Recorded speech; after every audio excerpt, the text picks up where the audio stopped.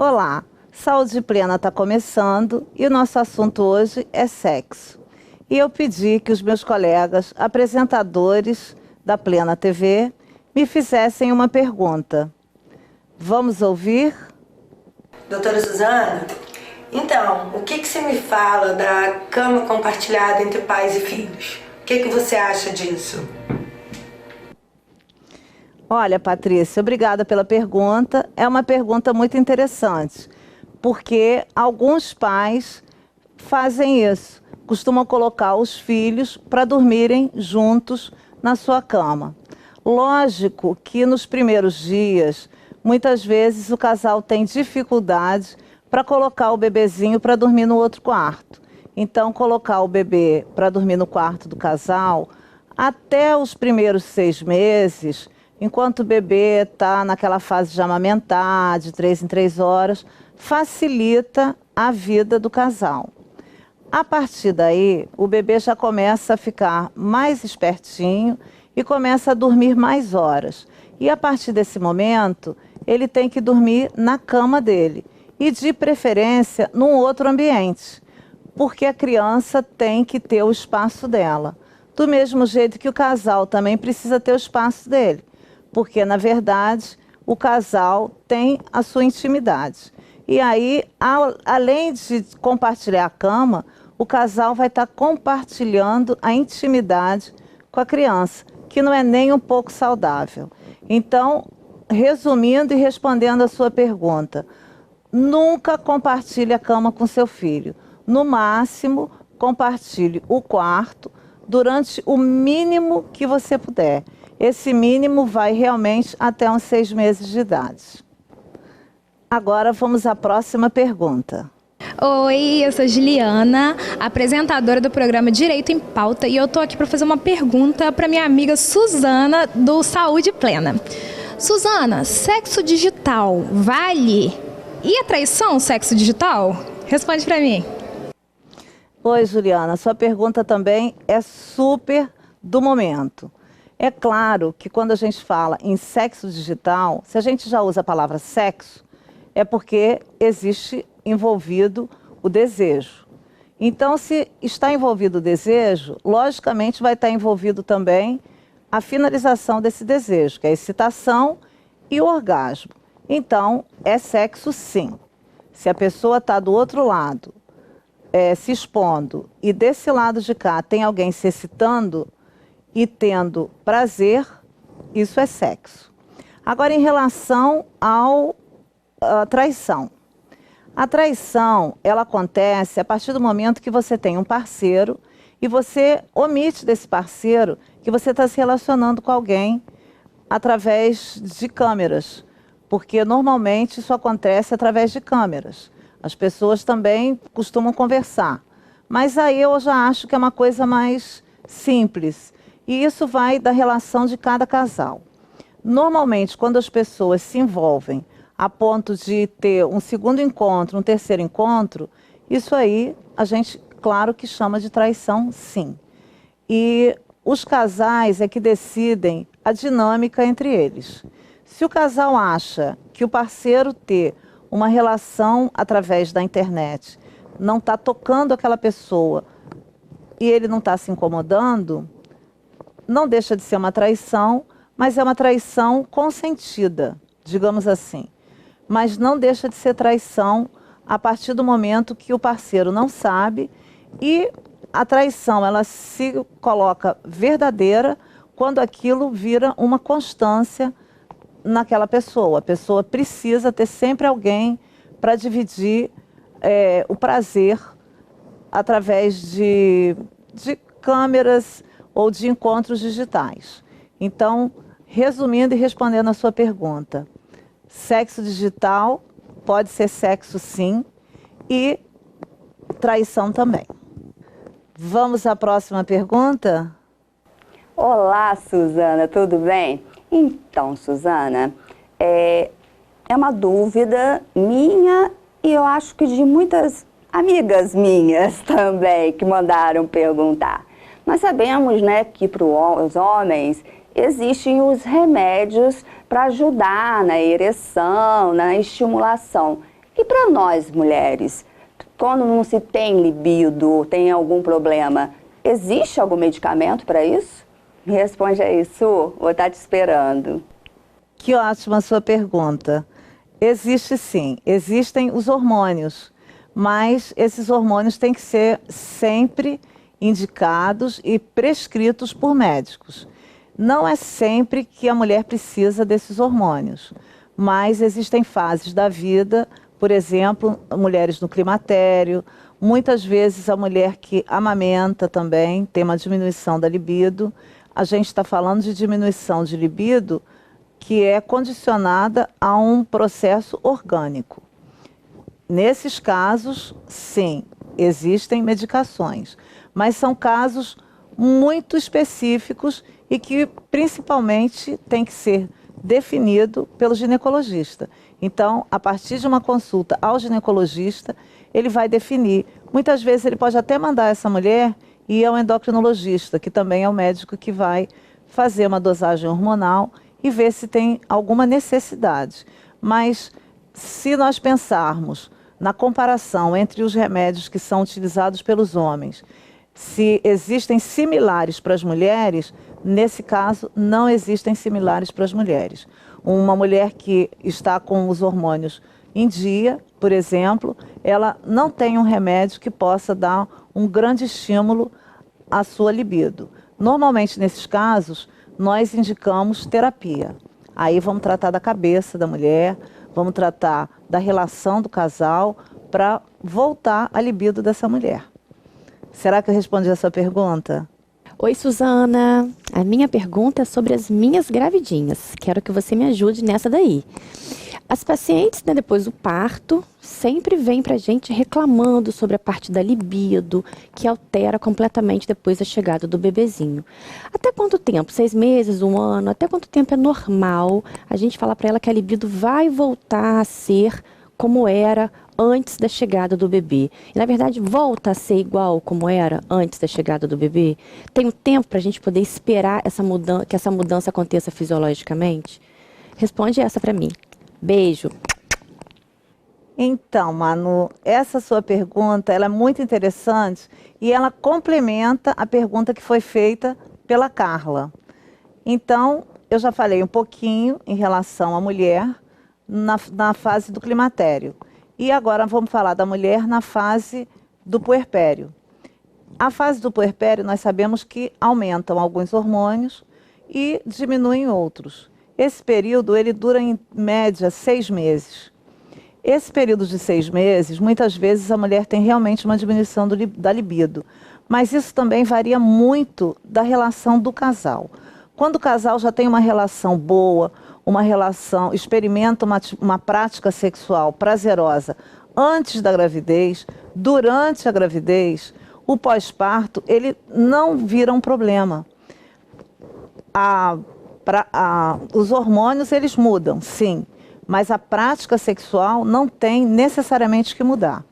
É claro que a chegada de um bebê na vida de um casal, ela altera toda a rotina, porque o casal que dormia uma noite inteira vai passar a dormir pequenos horários, né? Porque de 3 em 3 horas precisa amamentar.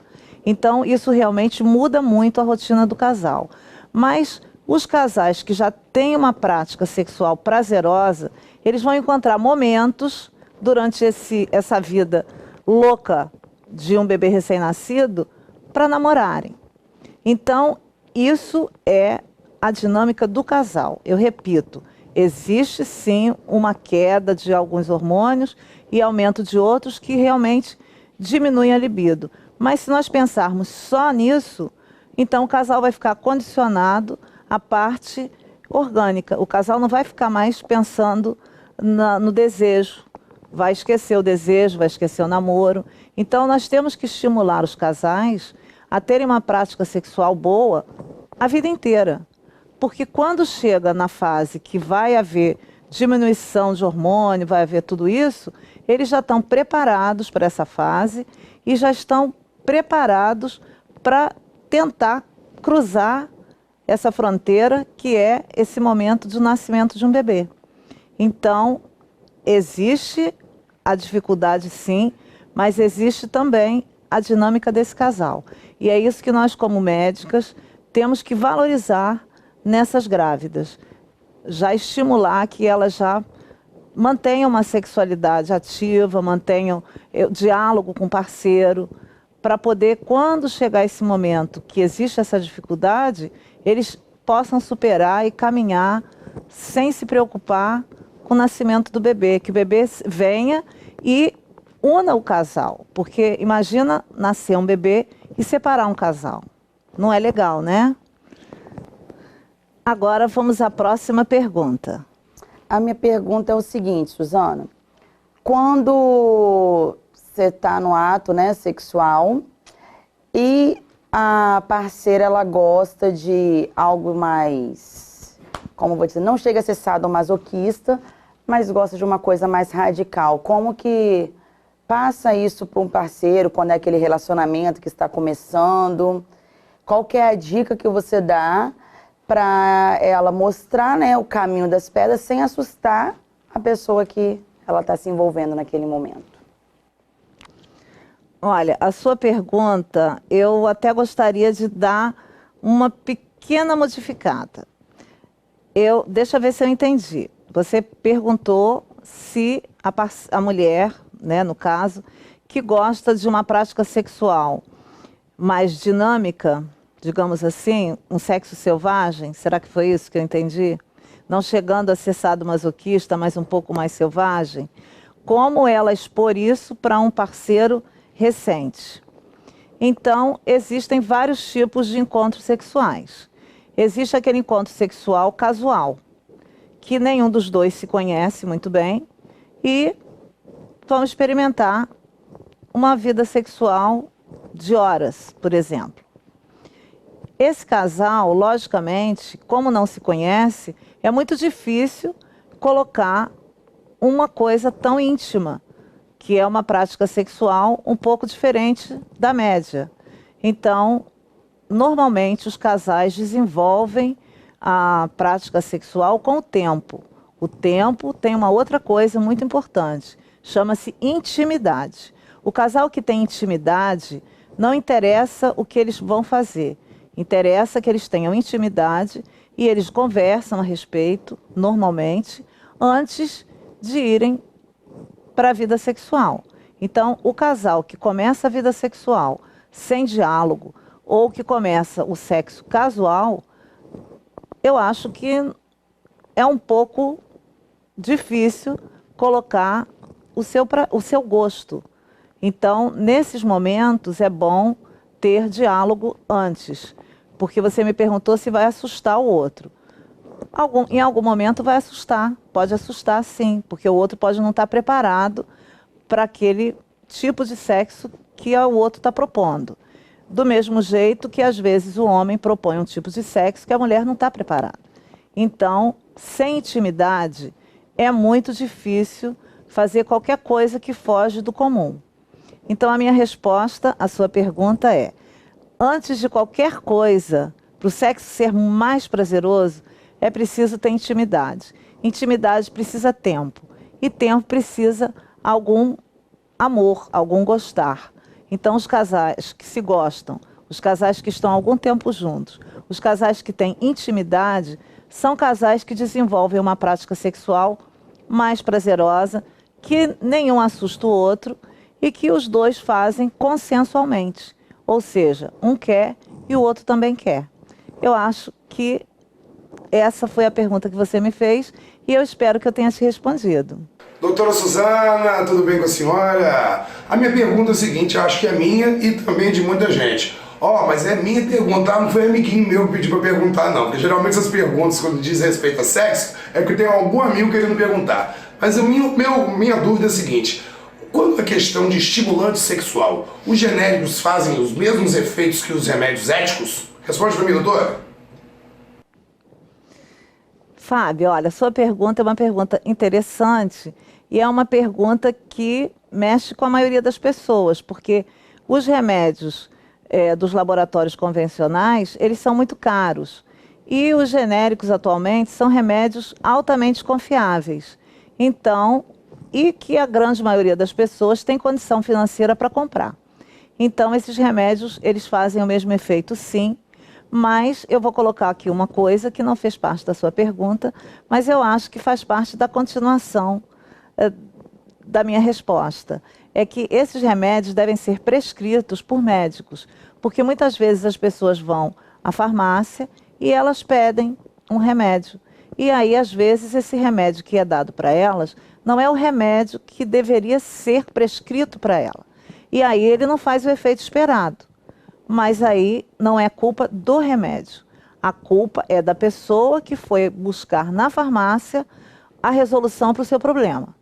Então, a resolução do problema tem que ser buscada junto aos médicos, porque eles vão examinar, vão ver qual é exatamente o problema que aquela pessoa tem, e às vezes não é apenas o remédio que ela precisa.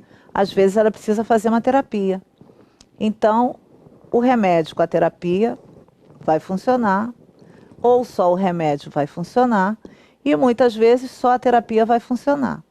Então, respondendo a sua pergunta, querido Fábio, os remédios genéricos funcionam sim, mas antes de qualquer coisa, procurar um médico para que o médico prescreva o medicamento.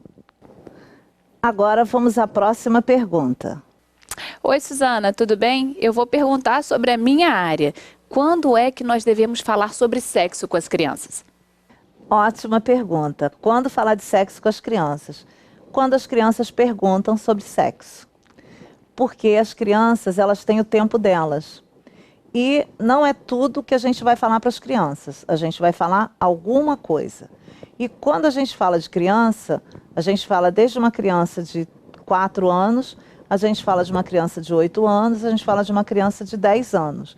São fases diferentes. Então, a criança de 4 anos, ela tem um interesse maior pela sua própria genitália. Ela começa a tocar na sua genitália. Mas ela não pergunta sobre sexo, porque ela ainda não sabe o que é sexo. Mas a gente já vai começar a conversar com a criança a respeito do seu corpo, como ela toca no seu corpo, em que locais ela pode tocar no seu corpo, não é tirar roupa no local público, por exemplo. Então, é um tema de sexualidade que nós vamos começar a conversar com a criança, mas ainda não vamos falar de sexo. A criança com 7 anos, por exemplo, começa a ser alfabetizada, já está alfabetizada, começa a ler alguma coisa. Hoje em dia as crianças entram na internet, tem os coleguinhas da escola, às vezes tem irmão mais velho em casa, às vezes participa muito da vida dos pais, às vezes os pais são pais solteiros que namoram. Então a criança já começa a participar mais e ver mais movimentos sexualizados por perto. Então essa criança já começa a desenvolver uma curiosidade com já uma pequena malícia. Então nós vamos conversar algumas outras coisas, mas ainda não vamos falar de sexo propriamente dito. A criança, quando chega aos 9, 10 anos, algumas meninas até começam já numa fase de pré-menstruar. Então aí já é o momento da gente começar a conversar a respeito de sexo com essa criança.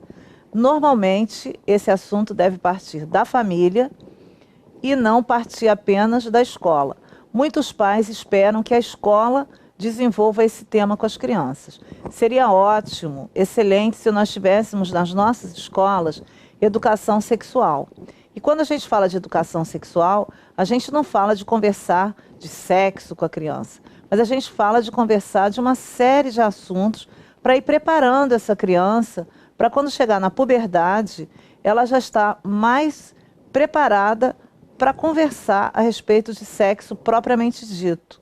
E aí nós vamos falar de ato sexual, nós vamos falar do seu próprio corpo, nós vamos falar do namoro, nós vamos falar da menstruação, nós vamos falar da ejaculação, vamos falar de preservativo, vamos falar das doenças sexualmente transmissíveis e vamos falar da gravidez também, porque a gente sabe que o número de gravidez adolescente é cada vez maior.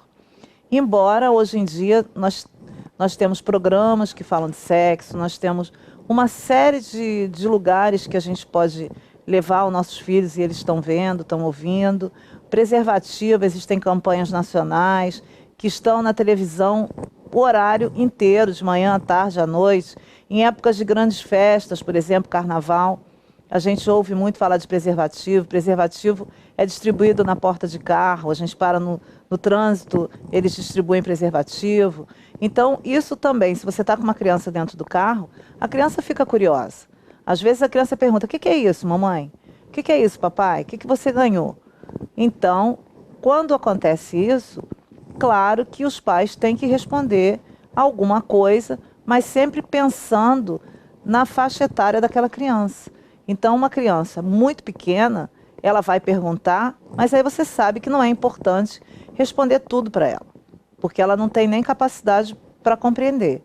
Agora, uma criança maior, uma criança de 9, 10 anos, se ela fizer uma pergunta num momento desses, por exemplo, aí você já vai ter que responder coisas mais sérias para essa criança, mas sempre pensando que você está devolvendo a resposta para aquela pergunta, mas nunca excedendo na resposta. A criança, ela tem os momentos dela, e a curiosidade faz parte do desenvolvimento normal, do desenvolvimento saudável de uma criança. Então, a criança que pergunta, ela precisa saber, mas sempre pense que ela precisa saber na medida daquela faixa etária. E, em relação à educação sexual nas escolas, eu acho que nós, pais, avós, nós devíamos estimular as escolas a terem aulas ou reuniões que propusessem educação sexual, principalmente para os nossos adolescentes. Esse bloco está encerrando. Obrigada. Um beijo.